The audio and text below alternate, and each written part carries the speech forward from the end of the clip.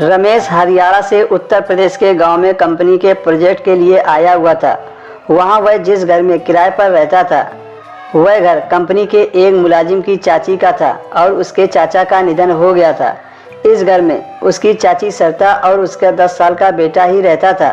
सरता 30 या 32 साल की औरत थी। मैंने उसे जब पहली बार देखा था तो मेरी समझ में आ गया था कि वह एक बहुत अच्छी औरत है। मैं कमरे में आराम कर रहा था, तभी सरता का लड़का मुझे बुलाने आया। अंकल, खाना बन गया है, मम्मी आपको नीचे बुला रही हैं। खाना खाते वक्त मैं थोड़ा सरता से शर्मा रहा था और सरता तो मुझसे ज़्यादा ही शर्मा रही थी।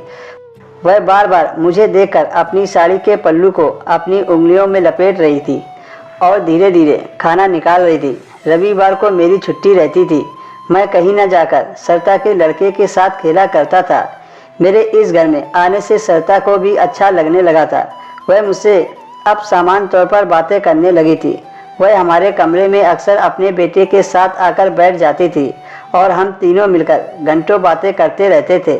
ऐसे ही एक दिन की बात है, मुझे नींद नहीं आ रही थी तो मैं कमरे में लेटा मूवी देख रहा था। तभी मैंने देखा सरता ऊपर आ रही है। उसने नाइटी वाले कपड़े पहन रखे थे। मुझे जागा देखकर वह मेरे कमरे में आ गई और बोली, क्यों, आपको आज नींद नहीं आ रही है? उसको देखकर मैं बेड से उठ बैठा। फिर वह बोली, आप मुझे गलत मत समझिएगा। समाज के डर से मैंने आज तक किसी को दोस्त नहीं बनाया। आप मेरे दोस्त बनना पसंद करेंगे? मैंने कहा, सरता तुम बहुत खूबसूरत और आपकी आदत भी बहुत अच्छी है। आपसे दोस्ती करना मैं क्यों नहीं पसंद करूँगा। एक दूसरे से बातें करते हुए हम पता नहीं कहाँ खो गए। बात करते करते रात के 2 बज गए थे।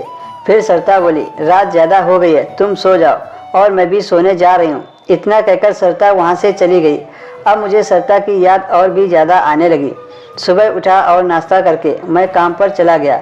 जब रात को वापस लौटा तो सरता ने मेरे पसंद का खाना बनाया हुआ था।